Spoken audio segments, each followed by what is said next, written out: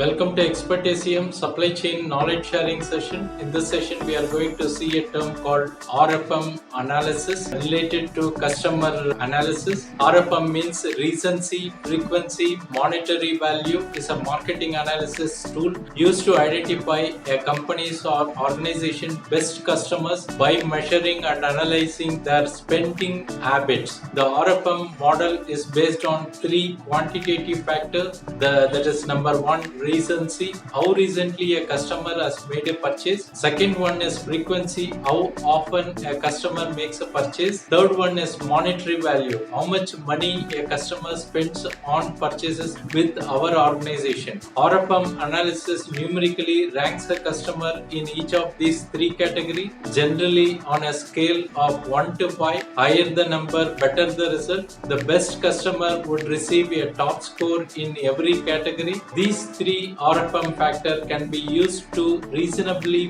predict how likely or unlikely it is that a customer will do a business again with our organization, or in case of a charitable organization, make another donation. RFM analysis often supports the marketing adage that 80% of business comes from 20% of customer Pareto rule. RFM analysis allows a comparison between potential contributors or clients. It gives organization a sense of how much revenue comes from repeat customer versus new customer and which levers they can pull to try to make customer happier so they become repeat customer. It's a kind of customer segmentation by using a Pareto rule and giving more priority for the customer who is having high RFM score. Thanks for watching. Bye.